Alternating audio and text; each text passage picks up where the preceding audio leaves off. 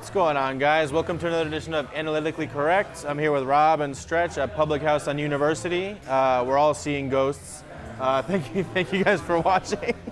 That asshole. Yeah, we're going to get into a bunch of different stuff today. A little bit of an NBA preview, a recap of last week. We're on a different day this week than normal, so it's kind of more in the middle.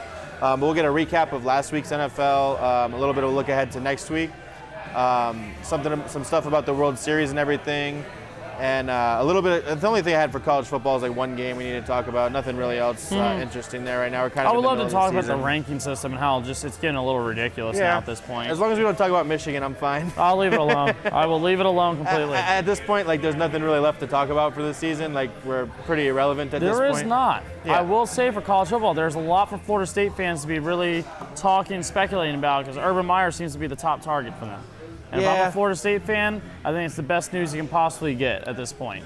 But I think, at least to start today, I wanted to give Rob a chance here. We're going to do a little James Harden clear out here. Me and Stretch are going to walk away for a minute or two. And he's just, yeah. I want to apologize to all the baseball fans for telling you to stop watching. Yes. Now we can continue watching my first the World public Series. apology. So you can get back to watching baseball. Go Nats. Yeah. I really do hate having to apologize for this, because the worst part about it, you heard all year about the Yankees pitching. And when you watch it, everyone's say, oh, they gave up this many runs. I'm like, for box score fans who don't understand or are ignorant when it comes to sports, they don't realize that when you have runners in scoring position, you go 4 for 46 with runners in scoring, 6 for 46 with runners in scoring position, there's a problem. New York was the biggest problem, was their offense. It was clear on that. Guys couldn't hit. Aaron Judge, to me, has proved to be overrated once again. You have guys that with bases loaded consistently, they were just not getting it done. You had in Game 6, we had bases loaded 3 times, strikeouts every time someone's on base. New York really upset me, because when you look at the way New York plays, and the one thing that always upsets me about their offense, you can go back to Game 3. You know, Zach Greinke, or it was Game 4, Game 4 at Greinke. Greinke couldn't hit the strike zone to save his life. First inning, he threw 17 balls and 10 strikes. Then Gary Sanchez came up. 2 outs, guys are on base. Gary struck out in 3 pitches. He hasn't thrown a ball. He's been throwing balls all game. Babyface Greinke was all, Baby Nuts Greinke was all, rattled. He's been rattled all playoffs. Like, if Tampa rattles you, you're not that great. Like, Tampa rattled you. It's Tampa. Like, you get more Houston fans in a Tampa Dome than you will than obviously, Tampa fans. Like, it's unbelievable. My problem is that the plate approach in New York still hasn't changed. It's consistently, we're going to live off this home run. And we have a Mike Piazza luck with home runs where no one's on base, we will hit the home run. But when people are on base, it's very rarely we do. When I was watching it, I was really frustrated more with the fact that we could not get run support. I understand people can say, your pitching gave up 3 or 4 runs. We're playing the best lineup in baseball. Just up and down is arguably one of the best lines. I still thought our 7-8-9 was a better lineup than theirs was, but clearly their plate approach was just a lot better. We were number 1 when the regular season runners in scoring position. This playoffs, we looked absolutely horrendous. Looked just terrible. It was just an awful thing to watch. As a fan, I'm very upset. I'm very annoyed. And quite frankly, it's just coming to the points where I say this and a lot of people freak out. Trade Aaron Judge. You're going to get the house for Aaron Judge. Whatever farm system that you want to clear out, you will get. You can find a lot of people in this league that will hit 30 home runs in Yankee Stadium as an outfielder. That's not going to be a problem. And especially if we're going to spend money, because New York will spend money, Mookie Betts is going to be on the free agent market potentially. There's no reason not to fill in Mookie in right field and trade in Judge and try to get a lot, because you're not going to be able to trade Stanton. Stanton's got a no-trade clause, a very, very strict no-trade clause, and that contract is just not going to be something that people are going to jump on, especially because the opt-outs are only for player opt-outs. And any player who opts out of their contract in baseball right now is an idiot, because free agency is dead for baseball now. And you're going to see that more and more, as you saw Harper and Machado not make the All-Star game. Yeah. That's not good for baseball right there. I'm glad that you said a couple of other options to fix it, other than just like what the problems were. I was going to ask you what were your solutions, as far as like you said, trade Judge, and then you'll kind of get back what you gave up almost for Stanton, hopefully. Yeah. And Stanton's kind of a sunk cost. I mean, we're talking about an MVP at this point, but we were looking at it before the podcast. He had like his fewest ever games. I think it was 18 games, like 59 plate appearances, so he was pretty much a non-factor this season. But then talking about, I'm glad that you didn't say fire Aaron Boone. No, because with no. everything that you guys went through Aaron this was year, phenomenal this year. with all that kind of stuff, because Yankees fans can be kind of like, but without all the injuries and everything like that, just even to make it as far as you did, everyone, like, to Stretch's point, we were talking, and he's like, everyone all season was saying, look at what we're doing without everybody. Wait till we get healthy, and it just never happened. Well, we never did get healthy. And the thing, too, is one thing about Judge, and another reason I'm big on training him, is he doesn't complete a full season ever. And my biggest issue with Judge, he's been in the league for 3 years, and he's supposed to be this, great player. He's not even he's maybe our third best player. DJ LeMahieu, I thought, was our best player overall this year. Torres. Then Gleyber Torres. Gleyber Torres' injuries did take an effect, but I thought Gleyber Torres, when we needed him past game 2 against Houston, he disappeared. At 22, I understand. He shouldn't have to be the one that has to step up all the time. DD shouldn't be striking out. Gary Sanchez has the same dog shit approach he's always had in baseball. He's just so, it's so disgusting watching some of these guys play baseball, because when you see a pitcher is struggling to throw strikes and you're swinging at curveballs that are starting at your knee, it doesn't take a professional baseball player to understand if it starts at your knee, it's going to be out of the strike zone. It's supposed to be, at stomach, hip level, then you can look at it more often.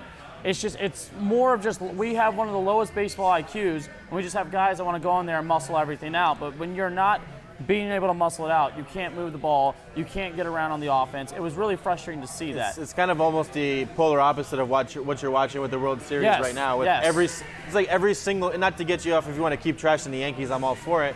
But I mean, and it's kind of the opposite of what we're watching now, where every single guy that comes up has such like plate discipline.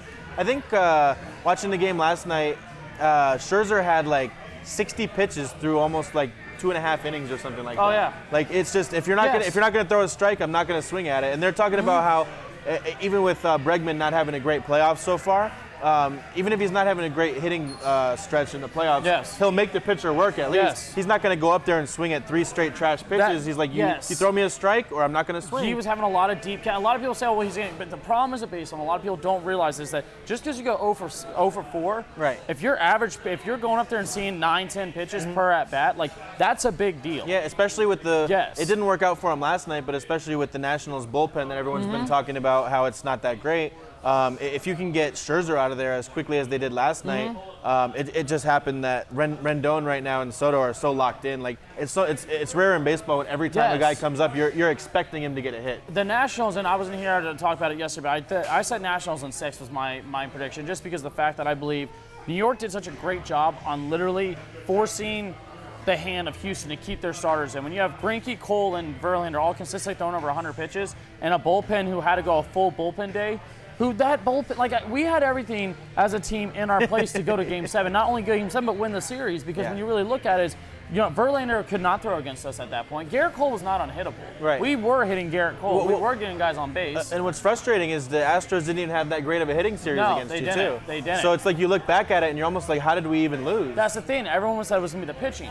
It really wasn't the pitching that cost us. Yeah, there were 2 3-run shots that did cost at times, but when you're already down, you got 4-1, and your offense is only averaging 3 runs a game, like, you take away Game 1, our average of runs is dropping tremendously. It's just like, was very frustrating to watch this, just the low like baseball IQ. Yeah, it was just such a bad way of watching baseball. And anybody who plays baseball or enjoys watching baseball, as a fan of baseball, I thought it was one of the most disgusting things I ever saw. It was a big New York Mets approach to baseball, I personally thought.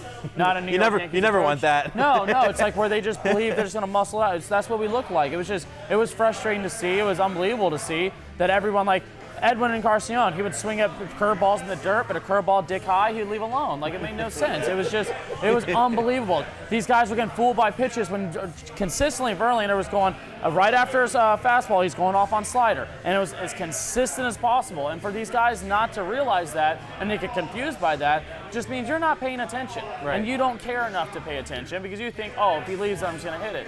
It's not like football where you blow a coverage. It's almost a guaranteed touchdown. You know? It's not like basketball, like, oh, we leave him wide open, he's not going to hit the shot. Most likely he's going to hit the shot. You can leave a pitch cock high. As long you're as still, you could foul tip it. Yeah. And you won't see that great pitch again. It was very upsetting to see that. Judge, I don't know what the hell you need to do. I don't know what you're paying for training for, but figure out how to hit it like an outside pitch, a low outside pitch at this point, and especially a slider. Like, it's unbelievable. It's disgusting. Well, you have to fire somebody. So if it's not going to be Boone, who is it? I don't think we fire anybody. Well, the Yankees have to fire somebody. Like, as a fan, you have to fire somebody. Is it the training? Why would you fire Cashman? I need a reason why you fire Cashman. The training staff? No, because if you for all the injuries? No, well, not even that. If you look at our team as a whole, I mean, like, everybody that we've brought in, our analytics team, and I think is the best still, because we've brought in guys like Didi. All of a sudden he's offensive. Luke Voigt, offensive. Gio Urshela, offensive. Now you start getting a lot of guys who are kind of whoever's, and all of a sudden they became very, like, we lost Andujar right away. Mm-hmm. That hurt us. Greg Bird turned out to be a dud completely. He was supposed to be our future first baseman. Voigt turned out. You know, Aaron Hicks' hitting completely came over when he came to New York. The person we just need to get rid of, I personally think Sanchez is one guy we should definitely get rid of, because as a catcher, yes, he has an arm. He's lazy back there at times. He's lazy on the base pass. Aaron Judge, I think we can get rid of him and get a lot out of him. And a lot of people freak out when you say that because, oh, it's Aaron Judge. But yeah, I get it's Aaron Judge, but in crunch time, he is not what we want him to be. Right. And that's a problem in New York. There's a reason why A-Rod will never be as praised as much as Jeter was. Because regular season, A-Rod was better than Jeter ever was in his career in the regular season. But postseason, Jeter, that's where he made his name and his claim to fame. Like, Peyton Manning in the regular season was usually consistently better than Tom Brady. Postseason, though, Tom Brady always came up and he always was big in those big moments, where Peyton did have some moments where he would falter. Even a Super Bowl, he throws a pick six, you know? It's like, that does play an effect, and I do believe moving Aaron Judge is not a crazy move, considering we can get some arms, some young arms, and get a lot going. There are franchises that want them strictly due to the fact that they can sell tickets. That's it. Right. That's completely why they want That's worth it even just for some people. I'm sorry for going on and on, but I'm very that's what we wanted. I'm frustrated. That's what it was. Because like I said, it's not like Houston went in there and destroyed our pitching, destroyed us. We really beat the hell out of ourselves within 6 games, and it was frustrating. They were a great team, though. Is it, since you didn't win the World Series, disappointing season, or since you had all the injuries, you still know? As a Yankee fan, that's the standard, and I understand people. Yeah, injuries and everything, but still. Well, what pitching did you want him to get, Stretch? Because you can't put a comment without a pitcher that he should have gotten. Zach Greinke? I don't know. But no, because Greinke's contract is it's 3 years, $35 million left. I mean, there's the reason why they got Greinke because Cole's hitting free agency. Right. And you got to have that second ace with Verlander if Verlander stays one more year. Houston is a win-now team. Their window's maybe 1, if not 2 years. It's this year and next year, I think, is their window. They have some of those guys locked up long-term, though. But there's only so many guys they're going to lock up long-term because, you know, Carreras hasn't been locked up, neither has Bregman. And people forget that they're not like a big money type of team. They did it through farm systems, so they'll hopefully the front office for them will lock up the right guys. A lot of prospects to get Cole and to get Greinke as well. They kind of maximized the window they had now. New York's got a younger team. New York's got a good future. It was frustrating to not see him capitalize now, and it was frustrating from 2010 to 2019, 0 World Series. As far as baseball, I picked before the series. We didn't do a show, I don't think, before it started. I was going to pick the Nationals, but I still thought the Astros would win Game 1. Now, after the Nationals won Game 1, I definitely think the Astros win tonight. So I might put some money on that. But I still think the Nationals will win the series, even just based off of like the pitching matchups and what I said with Rendon and Soto seeing the ball so well right now. Soto's such a good player. I didn't realize he's only 20. But I said it earlier a couple of podcasts ago. But that's just insane. When we talked about him, and I said I thought he'd be a deciding factor for the Nationals if he moves on, and just seeing what when you see that they spent the money on Patrick Corbin, Strasburg is a 3, maybe the best 3 in baseball outside of Greinke or Verlander. Because when you look at him because Corbin is the better pitcher, and Scherzer is their best pitcher. Well, they had Corbin last night in relief. I think isn't Strasburg starting tonight? Strasburg may be starting tonight, but Corbin should be coming in to start. I mean, you don't pay it. He came in relief last night. Yeah. So you're picking the Nats as well? I thought in 6 just due to the fact that the starting rotation was so taxed throughout the Rays and Yankees series, and that bullpen also got taxed the full bullpen day and having to come in by the 5th, 6th innings in some of those games. I think it'll be a good series either way. But as far as baseball goes, I think for now we can move on to NFL. A couple of guys last week, it's just like as a broad sense, I posted a comment that's asking about who people thought was the MVP so far. He said Tom Brady. I can never really tell if Chase is being serious or just kidding. It could go either way, honestly, for Brady. I mean, technically 6-0, but I don't think anybody thinks that he's played his best season so far. No. Like, I still think you have guys like, I think Russell Wilson's the MVP right now. Yeah, a couple of guys last week. Well, it wasn't Wilson's best week last week, but like Lamar Jackson, Aaron Rodgers, the week that they had, and then not Kirk Cousins, I had him written down for something else, but Lamar Jackson and Aaron Rodgers, the weeks they had last week, like if they can continue that, and Lamar Jackson like is looking not like Michael Vick in a sense of like what he's doing, like the intelligence use of when to run and when to pass. It's not like Vick in the sense of like juking people out of their shoes. But if he's already figured out that when they're in man coverage and their backs are turned, I'm taking off. So as a coaching staff, if you just put somebody in motion, you see if they're in man or zone. Once they're in man, he could just take off. If they're in zone, then you can either run it or. So if I could figure that out, I guarantee they can figure it out. I love seeing Lamar make people eat his words, even though I was one of those guys who Bill was against Polian, I was against Lamar Jackson being his, but so far he's done a great job, and I love the fact that he's always trying to adapt to whatever they do to him. Yeah. Unlike other guys in that first round. I mean, he's the best quarterback out of that draft class so far. I know he's got the best. I think he has the best situation coming in because the defense, the Who run were some game. of those other guys? Well, it was Darnold, Allen, Rosen, Baker. I think Darnold could have been better if he had been in a better system. The Jets were just kind of like the Jets. They're doing everything to hurt. To be fair to Baker, I mean, he did it over the course. He had one good season, an entire good season. He's had a couple of bad games, so I'd give him a little bit of benefit of the doubt. Like like Jackson has had as many good games as Baker has had bad games. Like Baker had a good season all of last year. When you look at Baker's last season, though, the splits were very half and half. He played a team that was over 500. His splits were very low. Yeah. Under 500, they're very high. I think a lot of quarterbacks are like that, though. But like in the sense of when you're looking at like Baker this year, I think it's like a 5-12 split is his touchdown interception ratio. People are kind of figuring out, I think. His accuracy is horrendous. His rolling out right tendencies and all that kind of stuff. You cut the field in half. And he's arguably the slowest player on the field consistently. I mean, he really is. I'm not being rude about that. I'm just being honest about that. Without him running, you can see that he looks like that. Oh, yeah, like that's the thing. I mean, he looks like me out there. Yeah, he really looks like that. You know, he looks like Johnny Manziel's older brother, in my opinion. That's what he looks like. We have a friend in one of my fantasy leagues, Alex, that when he wears a headband and he has the beard, he looks just like him, and that's not a compliment to Baker Mayfield. So yeah. So Aaron Rodgers destroyed one of my fantasy weeks. Speaking of fantasy, 50 points or some shit like that with those weird escalators and all of it. If they figured out the offense, because everybody was talking about the new offense with Matt LaFleur coming in there and everything like that, and if it's going to look like that, then the Packers play Oakland every week. I think there's a shot of it. Yeah, but Oakland hasn't been terrible this season, though. They've been like an average team. But their defense has always been like their defense was that their offense looked better. It was their defense that for like 5 years had to catch up. Right. And it just hasn't caught up. Yeah, they have a lot of young talent now. That's also kind of why too.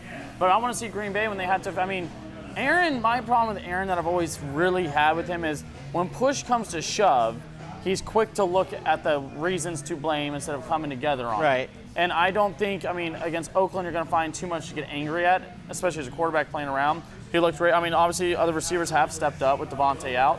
But I do want to see down the road this year when they have to face better teams, when they have to see Chicago again, when they have to see Minnesota, you know, and even Detroit. Detroit gave him a hell of a run, and Detroit's going to consistently give him a hell of a run because that's a tough divisional game right there. I want to see him throughout the year more, but I think it was a bad sign that we traded Quandre Diggs. It's almost I was kind of shocked about that. It's almost kind of like a sign of, and our record's not terrible. It should be better than what it is. I mean, every team can say that, but ours like legitimately could. We could have beat the Chiefs. We tied in the week 1, which is like inexplicable.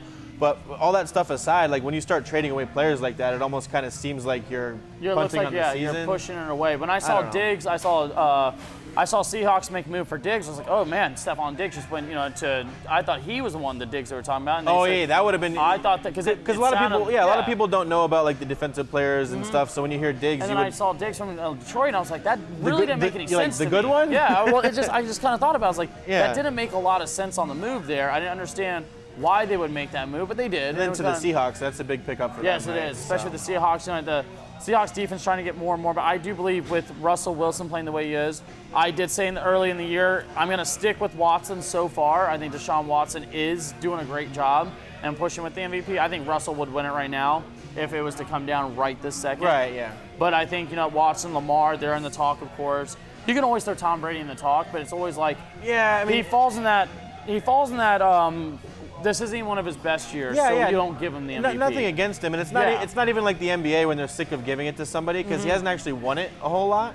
And it's not anything against him. I'm not like a Patriots hater. I mean, I do hate them, but it's not like I'm one of those guys who's like, oh, they're out here cheating every time. Yeah. It's just he's not been the only the defense has been the reason why. Yeah. And then he's like, if he is a game manager, I hate when people use that term because it just means you don't throw picks. Yeah, it just means you're willing to take what the defense gives you. There's no problem with that. You're not Brett Favre. Yeah, and so if he is a game manager, then he's the best one of all time. And there's no, I always hated the term game manager, like you said. It's like it just means you don't throw picks. You this and not that, and you decide to take what they give you. There's no problem with that. Unless you're using it in the sense of comparing Jameis Winston and Marcus Mariota, which a lot of people are doing because of the Thursday night game, and it's kind of like parallels from when they were drafted and everything. Like a bad game manager, in my opinion, would be like Marcus Mariota. Yes, exactly. And then on the opposite end of the spectrum, where you have Jameis Winston, and it's just like, okay, you're throwing at least a pick and a half a game statistically.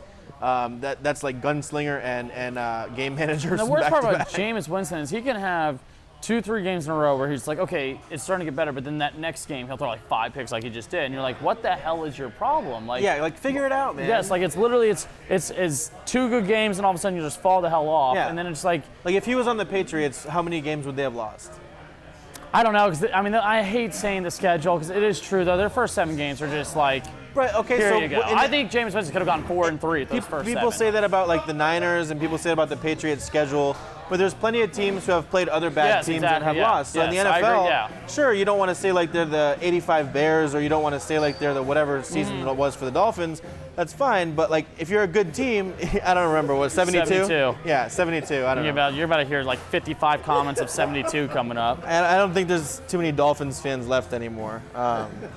But yeah, so we're not talking about, so I'm not saying that these are like the best teams of all time, but if you're a good team, that's what you do, is beat bad teams. Yeah. If you're an average team, sometimes you lose to bad teams, sometimes you beat good teams. So and I do say that obviously the reason why Brady I don't put on that MVP list because the defense as a whole is just what's keeping them going. Because the Bills game they looked iffy, you know the Jets game they just played. Tom didn't even have all that of a game. Just kind of just chilled, and they scored consistently. It was just kind of like every time they were on the field, it was a turnover, so they get back on, and they'd have short field, and Tom would get to the goal line, and they would run a touchdown in. There's no problem with that. It's almost come full circle to when he first came into the league. This is like what they were doing back then. So he's like, oh, I know how to do this. Like, but when the most valuable player comes in, it's like, okay, what are the Seahawks without Russell Wilson? Maybe one win. Yeah. You know, what is Houston without Watson right now? You know, same kind of thing on that one. That's where I think the MVP does come full circle. Yeah. Because records, obviously, you're not getting an MVP with a bad record. So we'll put that in effect. And then now it comes down to, okay, how much did you mean to that record? It's not that Tom didn't mean anything towards their record. It's the defense is so astronomically good right now. Yeah. I think that's what's going to take Tom out of that conversation. MVP is basically, like, if you get down to it, it's best quarterback. Yeah, Because McCaffrey, we haven't even said his name, and he's having one of the best years of running back. It's basically best quarterback. So if you have one of those, you're not going to have a bad record either way. Like, there's not going to be any 6-10 guy who's going to be like an MVP conversation or anything. But so we didn't talk about the Mahomes injury because that happened almost about a week ago now. But I guess they said he practiced this week, but and if you want to chalk one more up to Tom Brady, I've seen him QB sneak a million times without getting hurt. That's just like a side note. I mean, he already had like the pre-existing ankle injury, which could call into question why are you making him run a quarterback sneak. But all that stuff aside, I mean, how are you feeling about the Chiefs if Matt Moore is the quarterback for... Matt Moore got the Dolphins into the playoffs. But he's not Teddy Bridgewater, I'll tell you that. He may not be, but at the same time, let's also realize that division is horrible. Yeah. I mean, Broncos, Raiders, Chargers, that's a horrible division. They could go 1-2, when you put it like 1-3, and the Chiefs are still going to win that division. Like, I could almost go as far as saying they'll go 0-4, get Mahomes back, and they're going to win the division. And I don't feel crazy for saying that. Yeah, no, fair. I really don't. Like, the division's really bad right now. So I think they're crazy if they rush him. There's no need to rush him. There's no, like, once you get Mahomes back, if you don't have a bye, it's okay. Right. If Mahomes is running full spread at that time, if he's full stride at that point into the playoffs, you won't necessarily need that bye because you'll beat whatever 2 teams you see, then you'll get to New England. And I hate to say New England's just going to be in the AFC Championship, but I'm also not an idiot. You know, right, they already pretty much have a bye into the playoffs now. There's 7 wins in. I don't see any team in the AFC honestly beating them, even if Mahomes is fully healthy. I just don't see that. It's the defense that New England has to me is why they win the Super Bowl. I kind of like the Ravens against them, but it would have to be the Ravens at home, like in a cold weather game or something like that. What apology is he waiting for? Because he looks like typical garbage time Phillip. Yeah, I don't know. Phillip Rivers owes everybody an apology, I think, because Phillip should own his own waste management company. my roommate and I have the same Full of conversation passes. every week. It's the same conversation we have about the Falcons as the same conversation we have with the Chargers.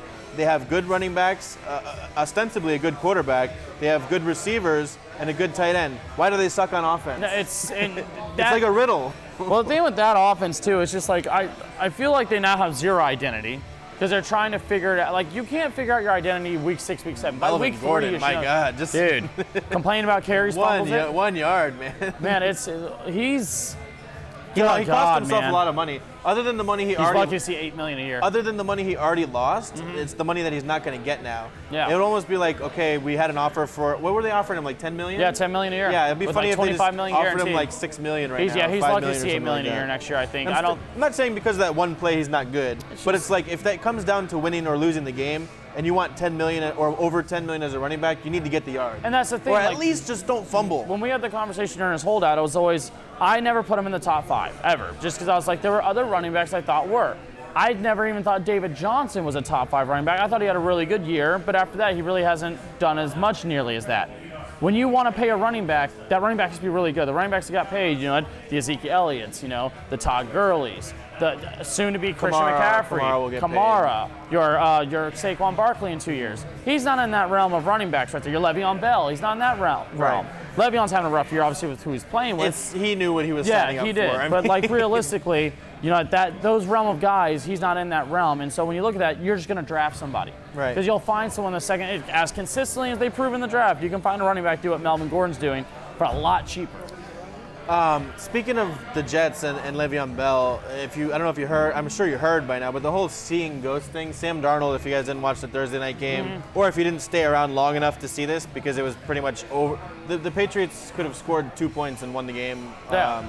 And I saw, not to sidetrack from myself, but I saw a crazy stat that if the Patriots offense never took the field this season, and it was just their defensive points, they'd be 3-3-1. Yeah, it's insane. They would have the same or better record than the Lions. And I don't think you can give a whole defense an MVP, but if you can, that's the NFL Or MVP just give it to right now. Belichick. I mean, Something like that, because like I said, and the thing about their defense that I compare to their other defense, I know we're jumping off sidetrack, but like you don't have Brewskis, you don't have Vrabel, you don't have Seymours, you don't have Rodney Harrison. You have a couple good players, but you don't have a whole unit of Hall of Famers on that defense. And that's how good that defense is. Other than Stephon Gilmore, who would you really say is like? They're talking about McCourty. And a lot of people like household names. They don't have Aaron Donald or anything like that. That people are household names, and whether you care about Jamie was awful last year with Cleveland. Oh yeah, Comes and to the New Cleveland England, fans are like, oh, you're just going to be awesome now that they're on the Patriots. It's like he pulled a Bill Belichick of his own.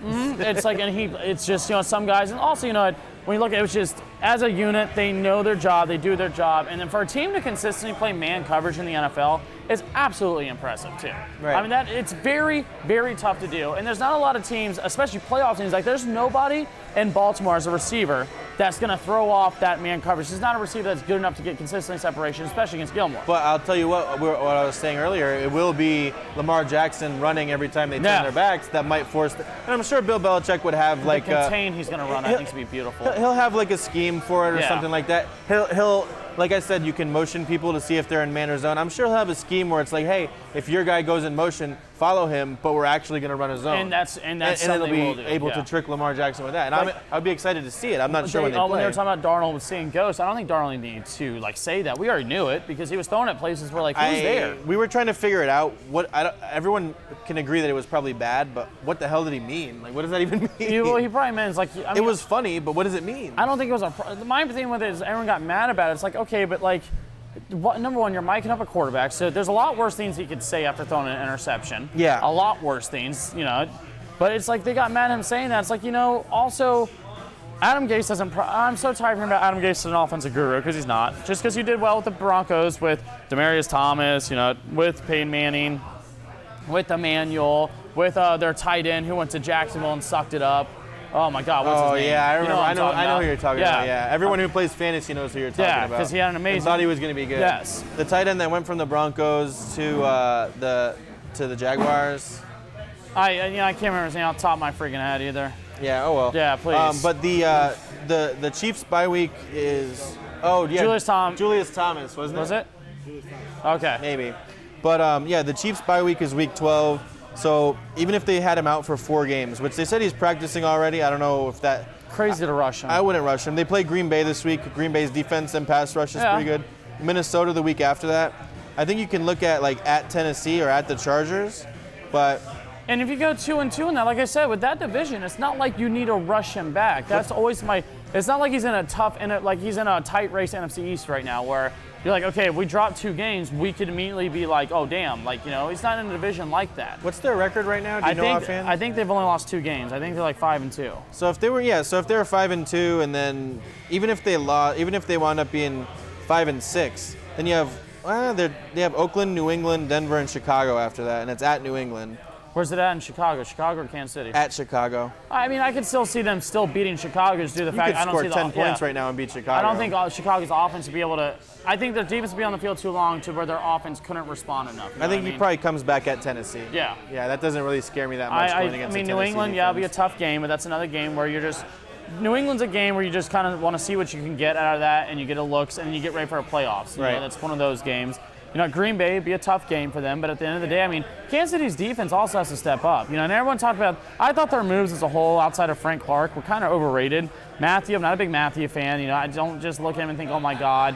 You know, when they're talking about, oh, we're getting what's his face back who was in Dallas, Claiborne back. I'm like, cool. There's a reason why he didn't play in Dallas when Dallas secondary was horrendous. Like, they don't really have a defense that's ready to compete at that. I think Baltimore's better with them. Even if they have, Mahomes, I think Baltimore's defense will cause a lot of help for them. It's going to be interesting because you have Patriots this week at home against the Browns. I mean, I think at this point we can say the hype train is thank God. We'll say we're in the station for now if we want to continue these train metaphors. Shit, man. The conductor is just doing commercials right now. That's a bad division too right now. It's like, I know you have to get the money by doing the commercials, but it almost is like after every Baker commercial I see, I'm like, was the money worth it? Like, it kind of looks pretty dumb right now for you to be. And I was telling Stretch, I'm like, people aren't really killing Baker enough, in my opinion, because when you look at it, when Dak's second year happened, people killed Dak and said, oh, he couldn't play in the NFL. Yeah. Dak did not look like anything like this, and he never had an Odell Beckham in his second year playing football. I think people might be at this point just chalking it up to like Browns. And they're like, oh, we fell for it. It's our fault. Like, people have like victim blaming. They're blaming themselves. Even when they beat the Jets on that Monday night game, if it wasn't for Odell having these 2 long receptions, the offense looked horrendous. Like, he can't hit Jarvis in the slot, which, I mean, it's only like, Jarvis isn't running routes more than 4 yards. Right. So it's like, it's hard to miss that. Right. You can't hit Odell Beckham, which even Eli Manning was hitting Odell Beckham. That's the thing that's like more troubling because everyone was like prorating his statistics based on like Baker's going to be better with him than Eli Manning, and it hasn't happened. You have a running back who takes a lot of pressure off of you and can help you out a lot with Nick Chubb. That's one train that is still on the tracks, the Chubb train, yes. And then you have a defense that honestly isn't a horrendous defense. I'm the conductor of the Chubb train for my fantasy team. You have a defense that's pretty solid. Everyone kills their offensive line, but I'm like, that offensive line, you can run because you have the receivers to run quick routes on and still move the ball down the field, and you have a running back that can consistently gain yardage. So yeah, you may have a rough offensive line, but you can use your offense to get the ball out quickly and to keep moving the ball forward. Because if you're getting, just like New England, they don't have the best offensive line in the world. And everyone talks like they do. It's like, no, Tom just gets the ball out of his hands under 2 seconds. Like, exactly. Every time. That's why Sanu, I think, works phenomenal for New England because of the fact that he runs similar routes, he works in the system in space, and he can get separation. These receivers he has can get separation. Jarvis may not be able to run a 4-4 down the field, but he will get separated. Right. Odell Beckham on a screen, I've seen it many times. Hell, I would try Odell at quarterback at this point. He wears number 13 anyways. I think he has like their longest completion of the season. And I think his arm's actually better than Baker Mayfield. It's not from him, it's to him. Yes. I mean, I believe that Odell can complete more passes to himself downfield than Baker can complete to Odell down the field. Just throw it up and run under it? Like I really do. Some of those recruiting videos? And I think it's crazy. Some people think, oh, you're crazy to say that. No, I just watched Baker clearly miss him in space so many times. It's like, who's their backup? They would never bench Baker, would they? I don't know who their backup is. I'll look it up. I don't think you can bench Baker, though, because you got to get him through this full second year of but like lulls. he's a guy where it's like you're benching him to send a message, not like, oh, we have a quarterback controversy, but like. I think you do that to like Winston and Mariota, like in their So third or next fourth year they would do it maybe to I Baker? think, yeah, because I think Baker needs to have. too early? Baker needs to be able to see everything he's doing wrong on But film you know, he's like to fix it. He's like a competitive guy, right? So if you did bench him for a game or whatever, even if it's against a shitty team or anything like that, I think it's dead. But say if you benched him, like you wouldn't think he would come back with like more of that like fire, competitiveness. Like when's the last time you think he's been benched? I'm not saying they should. I'm just throwing it out there. It's just his competitiveness is like almost like a false competitiveness. You know what I mean? It's like when they're winning that he's like, Yeah. but then when they're losing, he has like the bad like body he's language and blaming the everything. refs. Like you know how many elite quarterbacks blame refs? None. Right. They don't. You don't do that. If you're a great quarterback, you don't do that. Even if they blow calls, and you know they blow calls, you don't do that. But the week after they play the Browns, so not this week coming up, but the week after is going to be Patriots at Ravens. Yeah. That's like game of the week right now. I don't even have to look at the other games. And the thing is with Odell, he's not going to be there next year, I don't think. I think he might be, but I know Freddie Kitchens won't make it through the year. The backup for Baker is Garrett Gilbert. God. So I guess never mind. That's the one. You know what? I've been very anti-calling Kaepernick, but God bless. If Garrett Gilbert comes in there, give him a call. Not only is Garrett Gilbert the backup, there's no third string. I think maybe Odell just might be the actual third string. I do think so, man. He might actually be the second string, honestly. I mean, it looks like Jay Cutler could fill in a backup role at that point. Garrett goddamn Gilbert, wow. You know what? The Browns train, I understand where people like brought in the hype on them, but like we're now realizing it, and I'm happy we're realizing it because it's like it's annoying to hear everyone jump up and say, "Oh, they'll win the division." It's like I thought the Steelers had a better shot winning the division than they did. Oh, stud! I appreciate that. Whoever that is, who is that? Oh well, thank you. Just came here in the skies. I'm more interested in the fact that now that the 49ers traded, because I thought Emmanuel Sanders for a little while would get traded. Yeah. I really like seeing him with San Francisco because now Jimmy's got a consistent target to hit, and he can move the ball more, and it can open up the downfield throws now with Goodwin over there. You know, and I believe that San Francisco's defense is going to lead them throughout. I'm not a big Garoppolo fan in general because I don't see the factor everyone's talking about yet. But I do like that they made the move for Emmanuel because you now have a very smart receiver that can get open and can also knows his job and knows where to get to. You know, the only thing that I took issue with was everyone's like making fun of the game that was Redskins against Niners. It was 9-0. It was a shitty game. The red zone never went to like one time.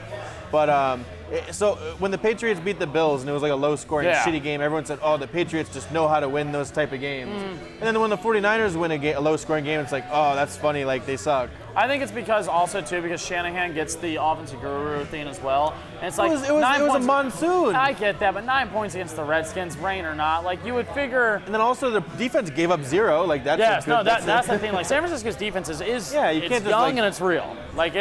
And Sherman's making everyone feel because he came out saying that they would be a legit contender this year, and people laughed at him. And as funny as it sounds, like they had the game in control the whole time. Like as little of it as I watched, once you're up 3-0 and the Redskins aren't getting past the 50-yard line, I'm sure if they needed to throw and needed to score more points, they would have tried. But if you can just control the game, which is what they do with running anyways, it made me kind of annoyed because I see the Patriots beat the Bills with 13-10, and everyone's like, the Patriots just know how to win those type of games. And then the 49ers doing like, oh, that was a shitty game. It was, they're both shitty games. I don't think the 49ers are a legit contender in the NFC, but I do think in another year or two they will be. I think that they're young right now, so they're going to be one of those teams that come in hot, look good, like Dallas, a couple years back when Dak had his rookie year. So we're like, you guys look good regular season. This is technically the first year with Garoppolo there. But playoff time is when you're going to start. Like I think there are other teams in the playoffs, like when Drew Brees comes back with the Saints. The Saints have looked good without him. The defense is really what it is that's good on that team, and people are realizing it more and more now. With Kamara out, they're still out there playing fine. They're still doing what they're doing. Yeah. They're out there as a defensive unit consistently controlling games, and that's something that we're not used to with New Orleans. Well, without a bounty scheme. I think I would give a little bit more credit to the 49ers. I think they're up there with that group of like the Saints, especially once Breeze comes back. Because it's kind of tough to say who's at the top of the NFC right now. It is. But I'd put them up there with Minnesota. If Kirk Cousins is playing like that, I kind of like that. And if I like that. I like that. And so I put Minnesota up there. I would put the Seahawks up there just because of Russell Yes. Wilson. And then the Packers, it's all kind of like fluid week to week, but I think those are like the teams that we're kind of seeing emerge as like not just like feasting on shitty teams. Yes, exactly. Like when you watch, I think the best way to beat Kirk Cousins is just shut up and not call him out. Because when you call him out, there's a problem. Then you get released. Yes, and then on top of that, you're all of a sudden the receivers will call him out. They look great now. It's like I always thought, because I said early in the year, I thought Minnesota could win that division. I really thought they could, Chicago or Minnesota, but like Green Bay and the way their defense has been playing, it's been looking very good because there was times the offense was not, the offense was supposed to be better than the defense was, but they put a lot of draft picks in that defense. The pass rush looks good, and they're getting better and better. And I think also when you have Aaron Rodgers for the good defense, and you have a good running game with what they've been doing with both your running backs, with Aaron and Jamal, it's like you can see something in Green Bay potentially down the road.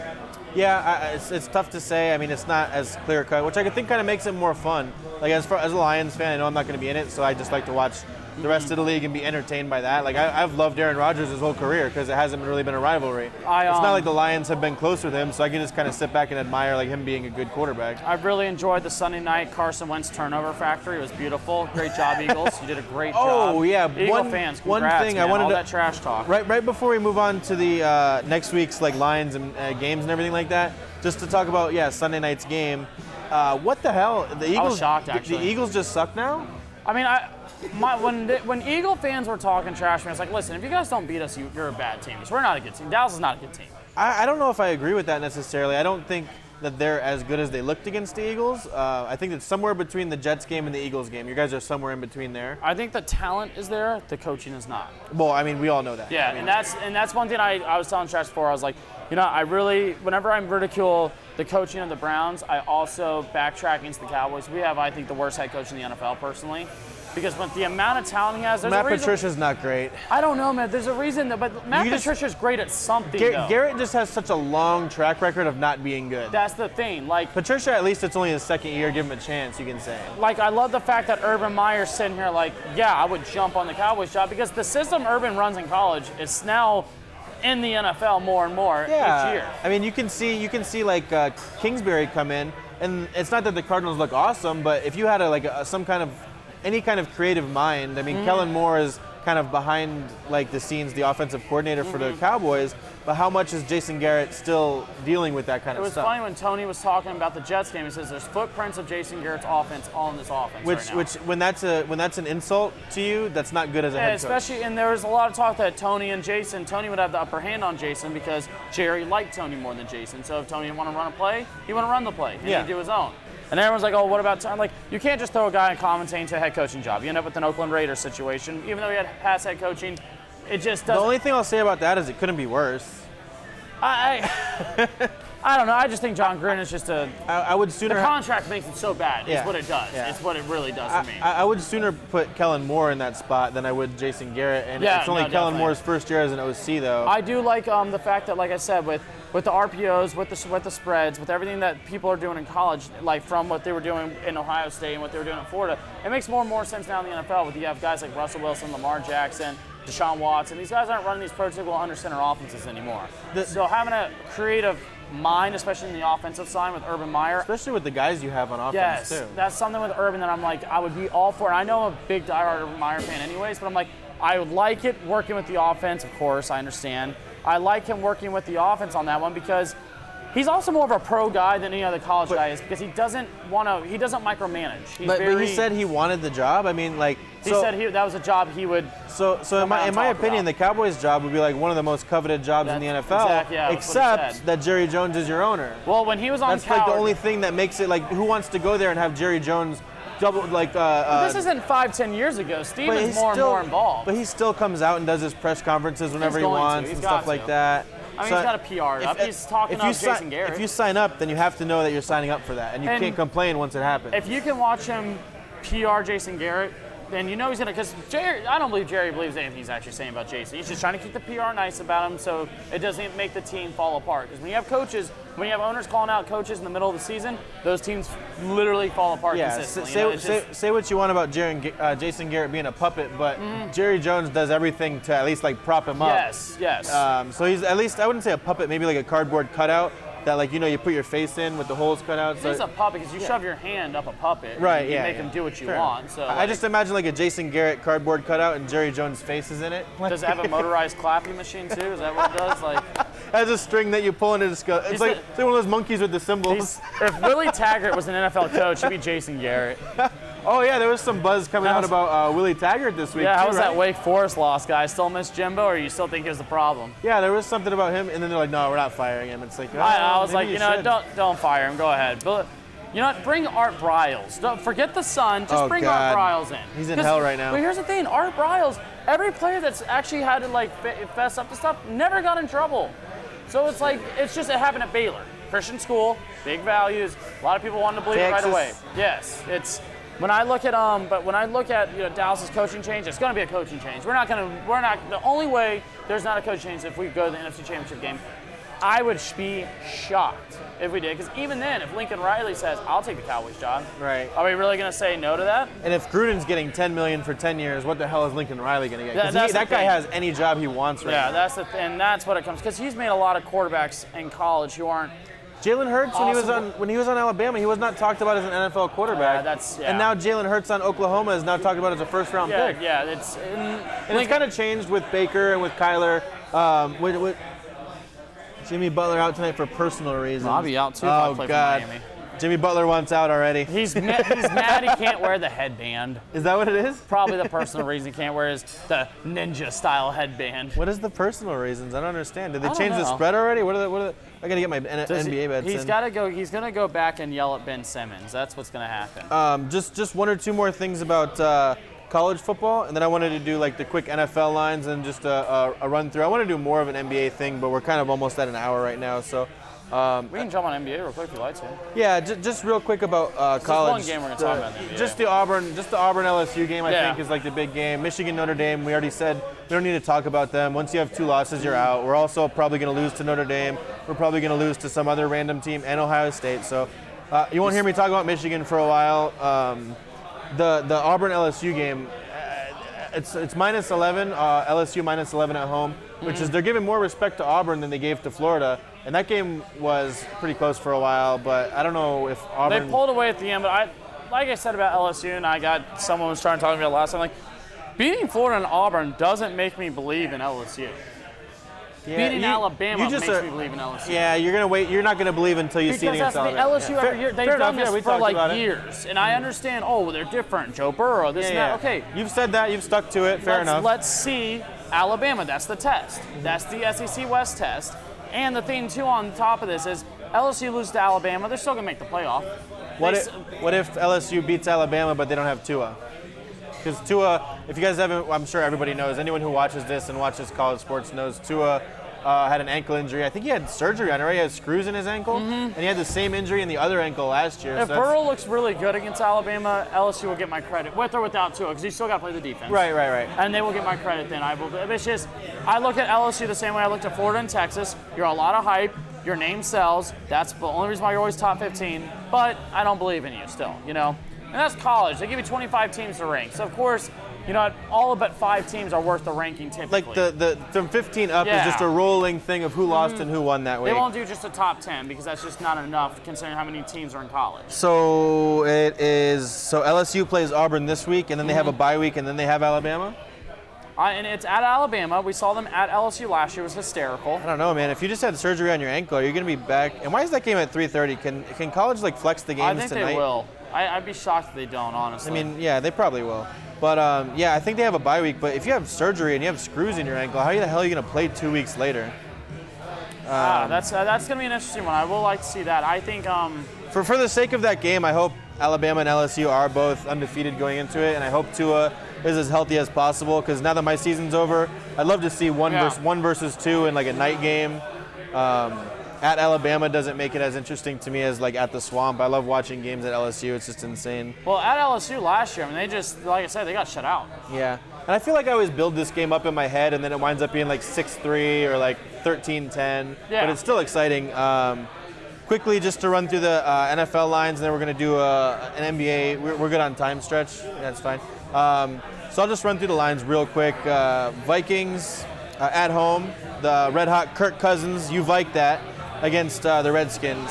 Vikings are minus 16. Oh, I'd take it. I really would. Yeah, I really would. No matter what I said, you would have taken it right. Well, it's just like, I mean, I don't look at the Redskins at any point posing any type of threat whatsoever. I will say this. I had, one crazy betting note. The Redskins covered the spread last week against the 49ers without scoring a single point.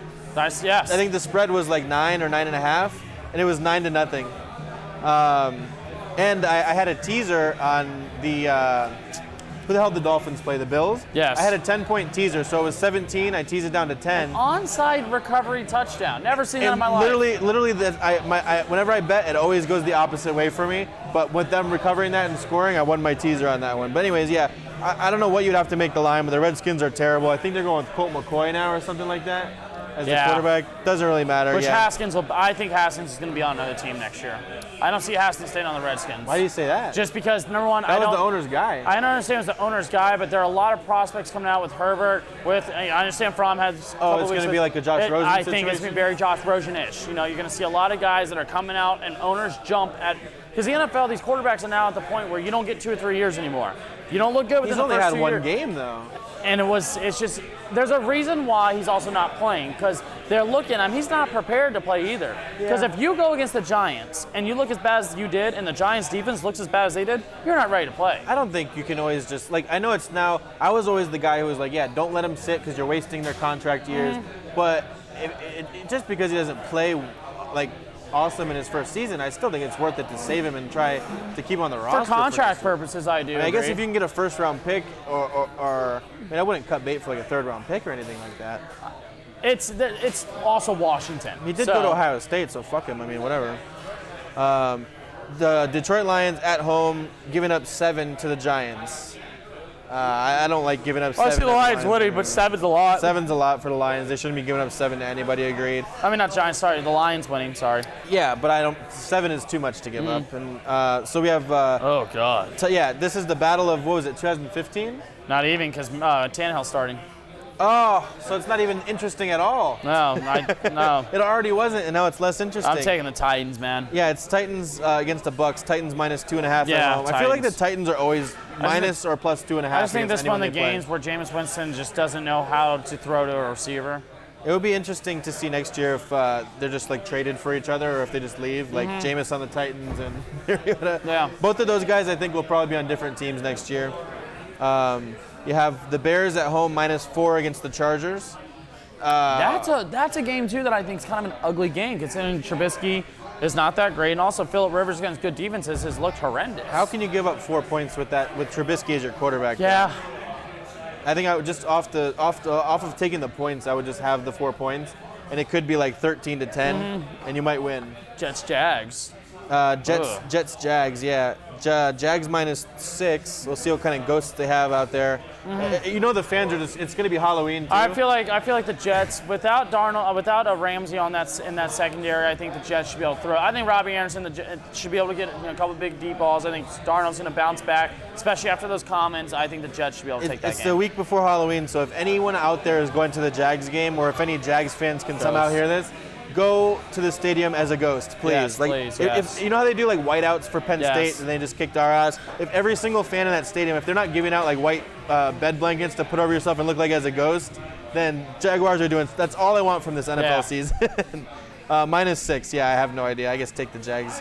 The Bills minus 1.5 against the Eagles, who I guess suck now. I'm taking the Bills, man. I think that defense is going to come out, and I think that Eagles team is kind of. I think the Eagles definitely can't win that game because it's a bounce back game. I can see them come back, bouncing back. It could be one of those weeks where we think they suck and then they beat the Bills by 21. Exactly, but I could see the Bills really winning that game, and that defense is real deal.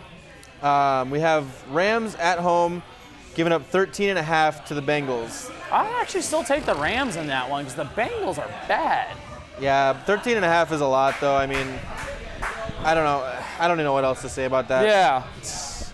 I just wouldn't bet it, honestly. I mean, you know the Rams are going to win the game. I wouldn't. Yeah, 13.5 is a lot of points in the NFL. Because the Rams will put up, or one of those teams where you know they're good, but they'll put up one of those weird games where it's like 7-7 in the third quarter. And Goff only threw for 78 yards the other week, too. So. Seems like sometimes they kind of play to their competition a little bit. They always have to worry about that with those big spread games. I like this one a lot, though. Saints and Cardinals. Saints are giving up 10.5 at home. If you can get that to 9.5 somehow, I like it even more. I still would take the 10.5 with the Saints. You would give up the 10.5 for the Saints, yeah.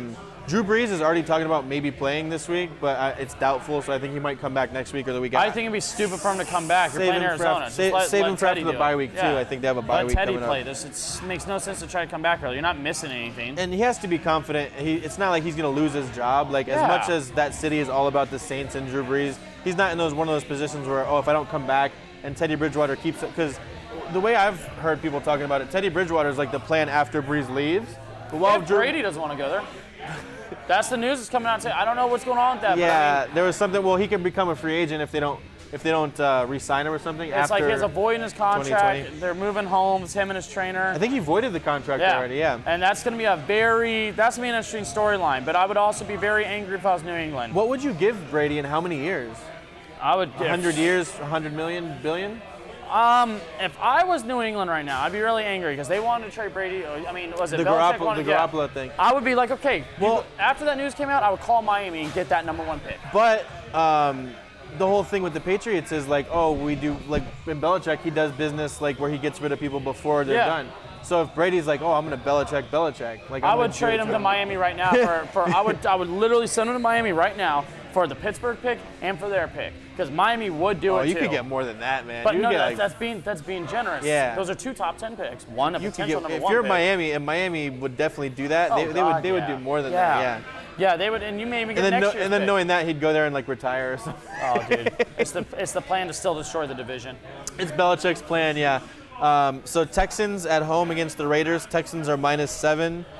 The Raiders, I don't know. Everyone's gonna get hyped up on Deshaun Watson, who's awesome, but you're getting 7 points with a Raiders team that I don't think actually sucks. Raiders play tough. I will say that. No matter what you say about them, they always play tough, though. Yeah, I would take the points. I think. I think, like I said, I think Houston wins, but I might take the points on that one. The Raiders, as much as everyone made fun of them before the preseason, they're actually average. They're fine. Yeah, no, I'm with you on that. 49ers -6 at home against the Panthers. I'm taking the Panthers, actually. I kind of like the 49ers. The points I'm not a fan of, but I do like the Panthers through the fact that Jimmy really hasn't seen a great defense yet. And this is a very, very good defense, and Kyle Allen's not doing anything to lose a game, and McCaffrey is a game changer. So let's see what happens here. Kyle Allen's undefeated, and the 49ers are undefeated. So we'll see. It's going to be a good game, at least. If I was to call a wild card on a trade, if I was Denver, I'd potentially try to move Von Miller for Cam Newton right now. So I heard people talking about Cam Newton getting traded around and stuff like that, but I mean, how much value? I'd wait to the draft. How much value is he going to have at this point? I would really wait to the draft so you can get picks, because what you're going to want is picks for him, not another player, unless it's like it's got to be a tremendous defensive player, because that's what I think is going to be their identity: is great defense, manage the ball. You just don't see like straight up trades for players like that in the end. I mean, you do more nowadays, but it's not that I think the Von Miller would be the equal on that one. That'd be interesting for the whole thing when they were against each other in the Super Bowl. That whole parallel and everything. That's interesting. The Colts giving up 5.5 at home against the Broncos. Yeah, I'm taking the Colts in that one, man. Yeah, I'm never going to bet on. Brissett's getting better and better each week. It's fun to watch with him. I'm just never betting on Joe Flacco again. I don't think. I'm not going to. He's just going to take my money and just happy rip it up. Sanders doesn't have him as quarterback anymore. Well, we went this whole time without talking about Sanu to the Patriots. I think it's just like, okay, they got better. That's fine. I mean, Sanu, and what I was telling people, like Stretch last time, I was like, I don't think Sanu makes the team games better. I just think it works better. Like, it works well. It's depth and it works well for their system. They'll still be good with or without him. It seems like they knew that this Josh Gordon thing was coming, and they kind of did the trade and then announced the Josh Gordon thing so that the price wouldn't get driven up. Which it's already a second-round pick. So I mean, with the Patriots, it's going to be like the 60th overall pick or something like that. And they'll trade their first round for like a second or third anyways. This is kind of crazy, I thought. What do you think? Did you already see? What do you think the line is for the Browns and Patriots? 10? 13.5.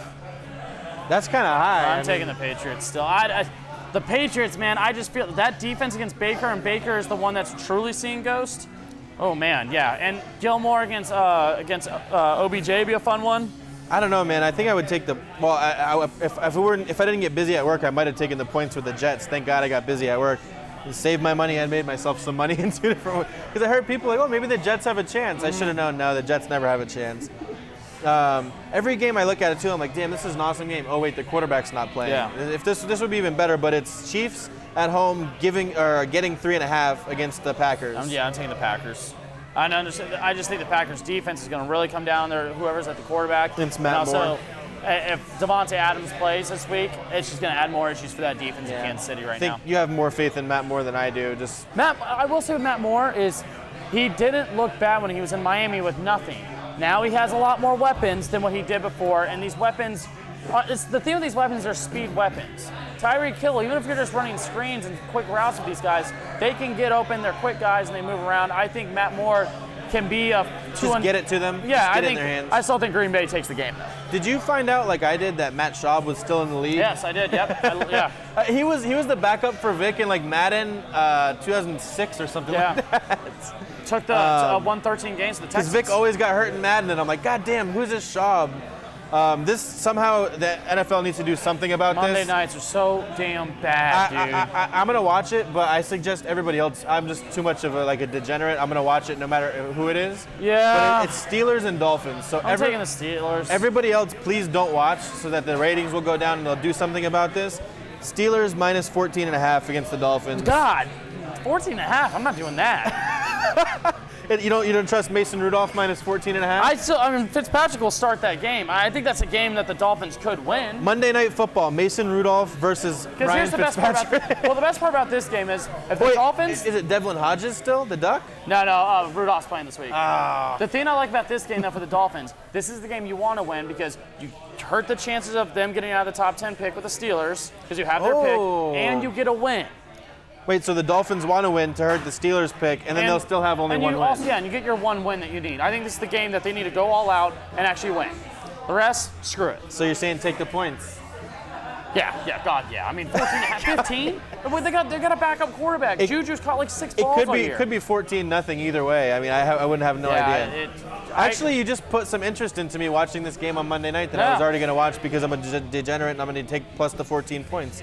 But now it's going to be like, so if the Dolphins win, they win twice because the Steelers pick gets worse. I think this is the game the Dolphins have to win. I didn't even think about that. This is the one game, if you're in a keeper league, get the Dolphins. So if you're in an eliminator league, pick the Dolphins this week? Yeah, sorry, an eliminator league, get the Dolphins. This is the game the Dolphins win. If someone picks the Dolphins this week and they win, that's a ballsy move. I told you my Detroit Lions story. Great story, man.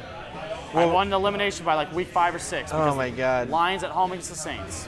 Monday night, great time. We can jump into the NBA now real quick. Just a quick preview, I think. I just wanted to go over who are your top 8 teams in the West. Who did you think was? Man. If you don't want to, I can pull it up if you don't have to do it off the top of your head because I didn't really give you the question before we came on. I'll run through mine real quick and I'll pull up the teams for you. Because it was actually surprisingly hard to figure out. I think the top 6. There's a bunch of good teams. Well, Klay Thompson out for the year. That puts a big wrinkle for the Warriors. That puts the Warriors on the back end for me, 6, 7, or 8. I still think D'Angelo Russell's an underrated move. A lot of people are kind of just pushing that move away.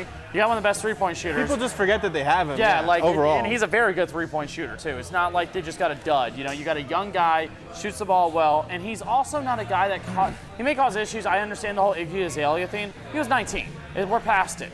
And also, he's not a guy who causes issues with the team. He's willing to play as a team. He wants to win.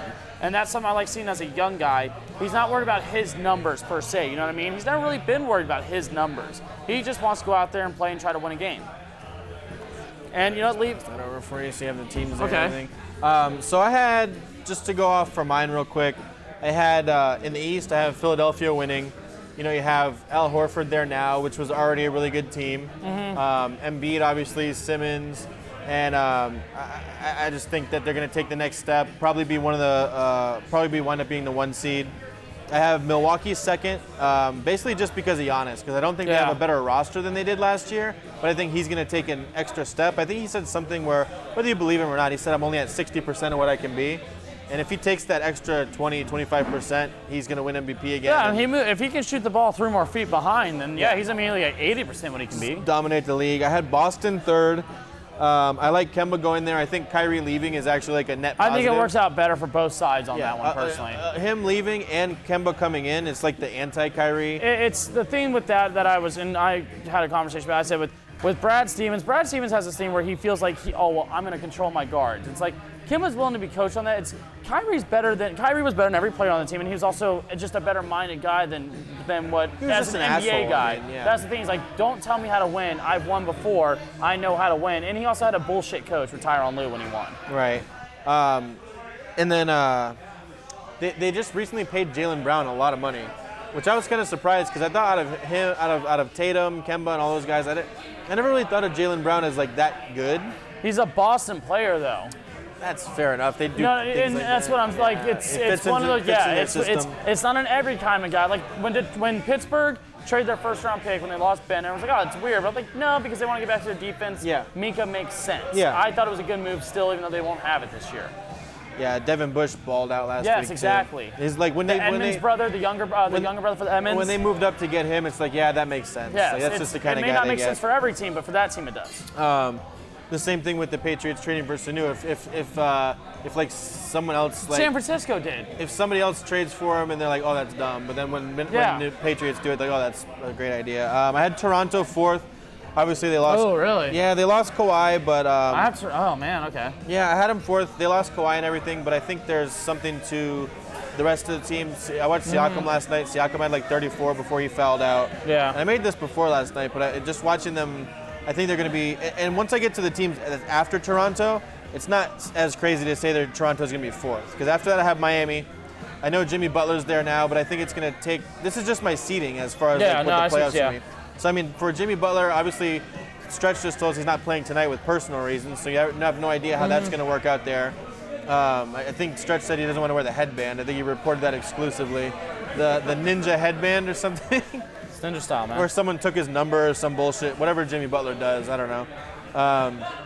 So I have Miami after them just with the continuity thing. A lot of Miami's guys are young. I mean, they have Bam Adebayo, who I think is going to wind up being really good. They don't have Richardson anymore, who's now on the Sixers, I believe. It's hard to keep track. There's so much like player movement now. I didn't write them all down. So after Toronto, I have Miami, and then I have Indiana.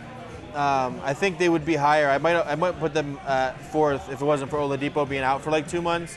So I think once Oladipo they were fine without Oladipo last year, though. Once they got to the playoffs, though, they couldn't get a bucket to save their lives. It's the playoffs. So like regular season, you can win when things tighten up. Yeah. So for the regular season, I can see them being like the 6th seed. Once Oladipo comes back, I think everyone else they pretty much brought back on that team. I have Brooklyn. After that, I mean, I think they're going to make some kind of a jump. Did they make the playoffs last year? They just missed it? they made the playoffs with the 7th seed last year. So I have them pretty much staying where they're at. I think this is kind of like a holding year. The thing that can be kind of quirky with Brooklyn is any type of knee issue. If Kyrie has it, they'll just take him out because they don't get Durant till next year. And they're playing. Brooklyn's already said we are playing to win when Durant comes back. Like they're going to of course play to win it all, but that's when they really are going to go full force. So I'm giving them the 7th seed just out of kind of like respect for Kyrie. He's not my favorite player, but I do respect his game. I know that he's really good, and especially if he's going to be the guy, like he'll relish in the opportunity to be like, everyone's doubting me. You know, people thought he would do it in Boston. I think he'll do it now. He's got younger talent that doesn't want to be the man like everyone else in Boston wanted to be. And we're talking about the 7th seed in the East. Like once you look at those teams, he doesn't have a Rozier in his ear screaming that he should be this guy. You know what I mean? And they'll beat up on the other shitty teams in the worst teams in the East. When you look down at like some Charlottes, some Washingtons, those guys get to play all these guys. And I put Orlando. I was between Detroit and Orlando for the last seed, and I just couldn't pick Detroit, honestly. Blake Griffin's already out for some time. Yeah. Orlando was a better team than them last year, especially down the stretch.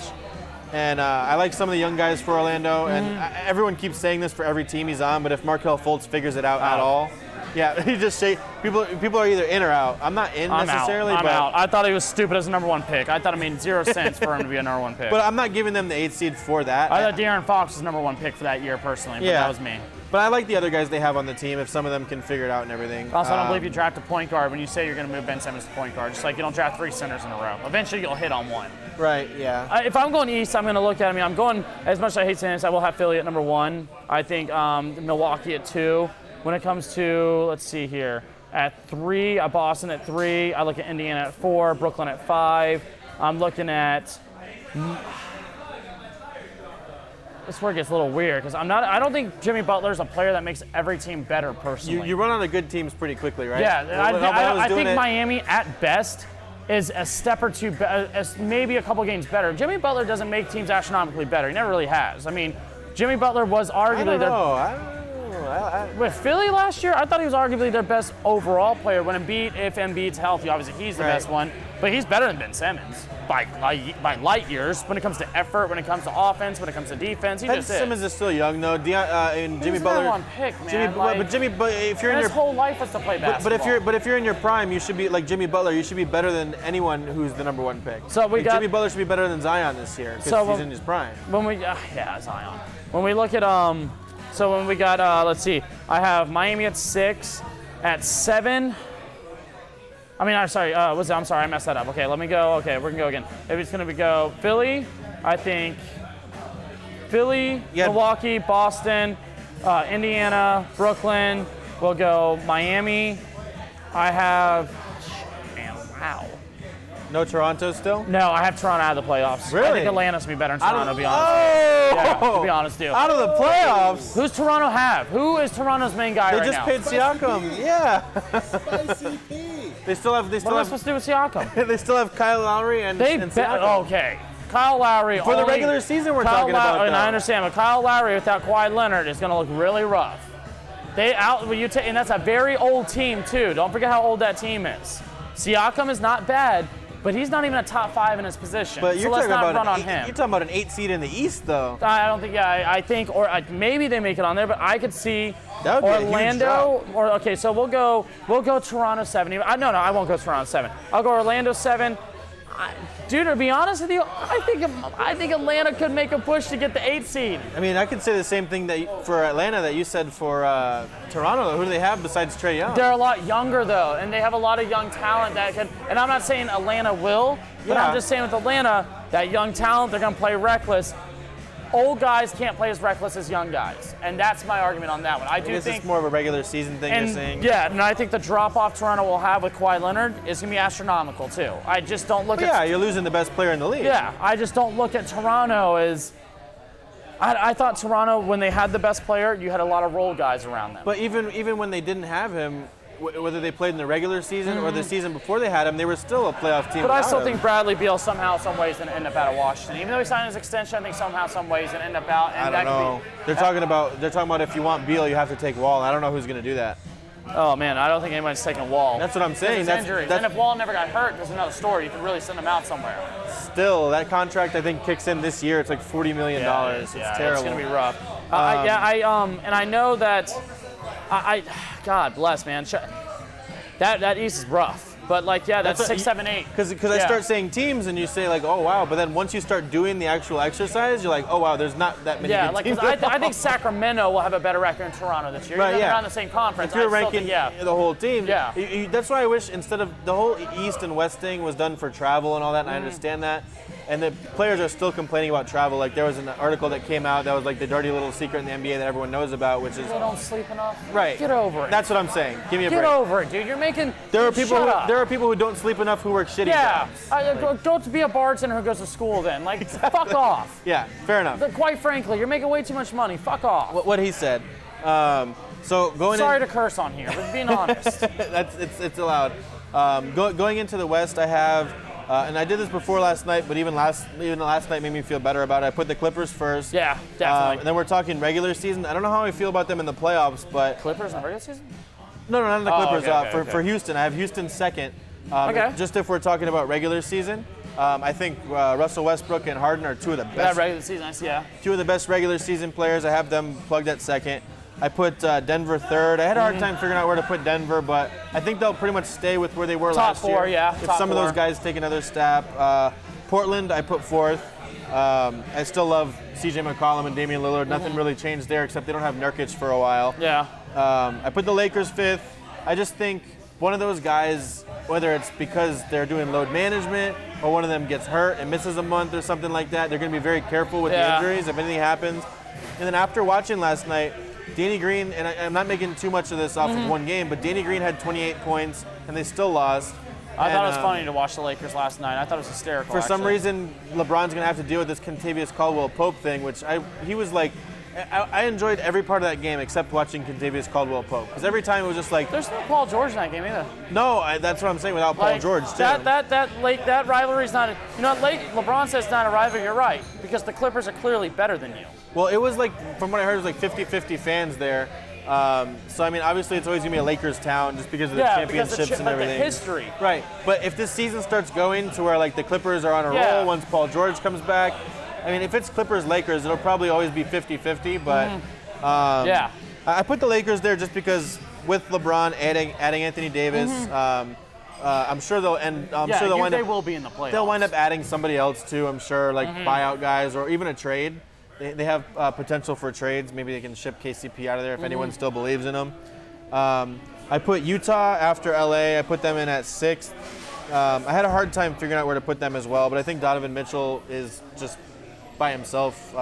Utah is defensively astronomical. Yeah. They're a very good group that plays well together. They're a regular season team. Exactly, Playoff-wise, Mitchell really has to be a game changer for them to succeed. And this conference is the opposite of the East. As I kept on going, and I'm like, wow. You can find some quality between San Antonio and Sacramento. Yeah, I have Utah at the Dallas 6th. if everyone's healthy. I put Dallas 7th just because I think that there's like a possibility. I'm not saying it's going to happen, but Luka could be in the MVP conversation this year. I don't know if that's crazy to say. So who's finishing at 8 for you?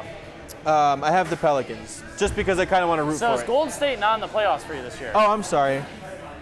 Oh, I guess I didn't put them in the playoffs. No, I guess not. Well, I would have to put them over either Dallas or New Orleans. I kind of did this a little bit hastily.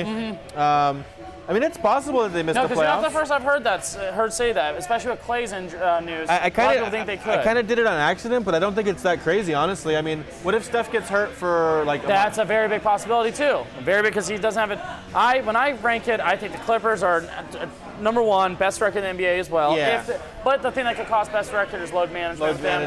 But even with that, I can see them because when they're a grinding team. Last night they took out 2 of their starters and they put in Montrezl Harrell and Lou Williams. Yes. And they were like plus 15 in 4 minutes. Yes. And then you have guys that team is the one team in the NBA that's a very good team that doesn't have guys worrying about anything else but playing basketball. Lou Williams, and then also I didn't even mention Patrick Beverley. Like 2 of my favorite players last night even just like cemented that for me. Patrick Beverley, if you didn't see it, for some reason he got caught up in a jump ball with Anthony Davis, and he was legitimately trying to win it. That's what I love about him. He was just, did you see that stretch? That's what I love about him, He jumped before Anthony Davis jumped the first time, so they had to redo it. He jumped again. He was literally, I think he thought he really could win it. I believe that he believed. This is where things will get, I got Clippers at 1, 2 Denver. I have at 3 Houston, at 4 Utah. At 5, I want to put... at 5, I want to put the Trailblazers. 6, the Lakers. 7, I could see Golden State filling out it. And my 8th pick, and I know this is a stretch, and a lot of people are I'm going Sacramento. I really like Sacramento to come in right now and to go out there and go as a group because they were just out of the playoffs last year. So neither of us have the Spurs, which sounds crazy. It sounds crazy, but I hate to say it, man. This Spurs team is not really.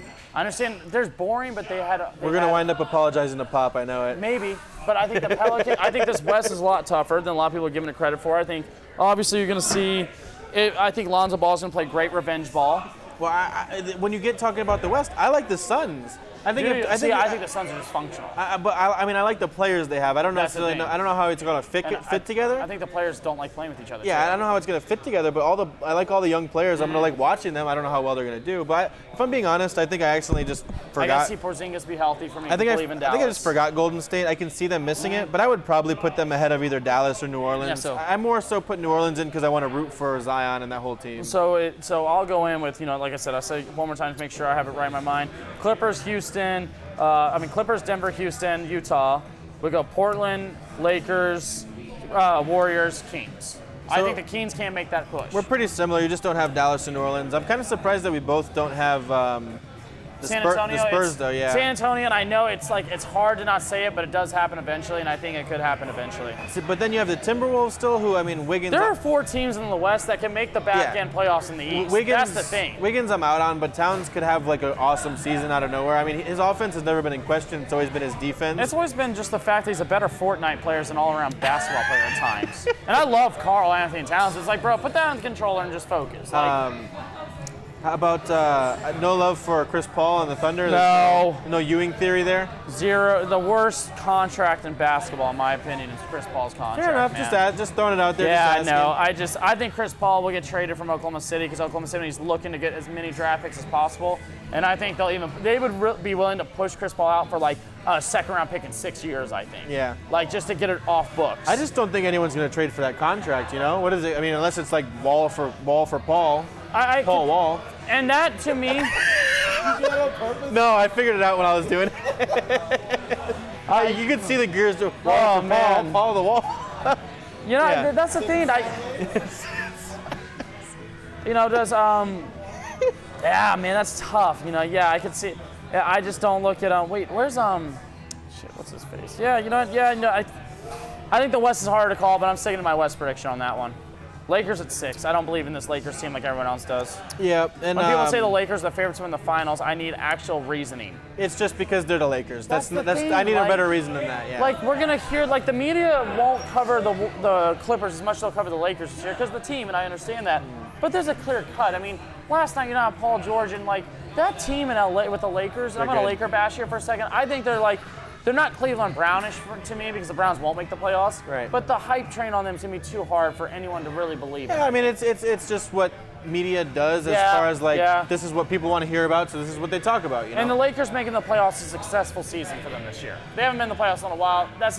They have a 2-year window tops, and I don't even think they have a 2-year window. I think you better it wouldn't shock me if they find a way to get Chris Paul. Would not shock me. They're going to make a trade at some time this season. I would almost guarantee And it. I think they'll yell for Chris Paul. I think they will. I think LeBron James and Rich Paul are going to try to play. I think they want him GM. at this point, though. Yeah, I saw LeBron playing some point guard last night, and I love LeBron, but he can't do that at this point for like 100 games. It becomes too much of a mismatch for the other side because when they would do that, Just in too much Cleveland, energy for him. You would have guys like Calderon. You have other point guards that are looking around like, what do I do now? Because I can't go on this guy. Like, and also I have this guy on. It's just it causes too much on that. Philly, I think, has a great unit over there with length and aggressiveness. They can play defensive first ball. I think if I was going championship-wise, I'm going Milwaukee, Clippers in 5. Yeah, I do like last night. Seeing how the offense ran all the way like through Anthony Davis. Yeah. Like, LeBron wasn't forcing anything. He's just like, yep, do what you do, and he can initiate offense from inside or outside. I guess if we're doing, picks, I would go. Do you want to do like East and West and then championship? Who do you have, I who do you would have in the pick East? Clippers West. East, I'll pick Milwaukee. Clippers, and I say 5. I believe in 3, but I go Clippers in 5. Who do you think are like in the conference championships? Though, who are the Clippers? Philly, gonna play? Milwaukee, Clippers, and Clippers, LA, just to make it interesting. No, not even. I don't think the Lakers are better than Utah. No, I know. I don't think so either. I would go. Clippers and Denver is a very big possibility because Denver has not really jumped off the gun too much there. I think Clippers and Utah. Clippers and Houston's a possibility. Yeah, I'm gonna go Clippers in Portland, Okay, yeah. and then I'll take the Clippers out of that, and then I think I'm gonna do Philadelphia and Milwaukee. Seems kind of Milwaukee is chalky, but It's the Clippers who lose one of those guys, whether it's George or Kawhi, yeah, and still make the finals. they don't need to rush him back at all. Yes, and that's the thing, that their team as a whole is and that's why I like Philly a lot too, is they're a very big grinding team to where they're going to play defense first and they're all playing their hearts out there. Once you even get past Philadelphia and Milwaukee, like I don't see Boston, I don't see Toronto, definitely not Miami. So I'm gonna go Philadelphia and Milwaukee. I want to take Milwaukee just because I want to see Giannis in the finals. It's more of like what I want to see than I'm even. I don't think it's crazy. I would like to see Milwaukee and the Clippers, and then you get to see Kawhi against Giannis, and then Yeah, Milwaukee and Philly's a toss-up. That's a tough one to call, but I don't think either team can beat the Clippers. I'm gonna have to pick the Clippers, but I'll be rooting for Milwaukee this season. I think. But at least basketball's back, and that means we're not in Bundesliga anymore. Thank you guys so much for watching.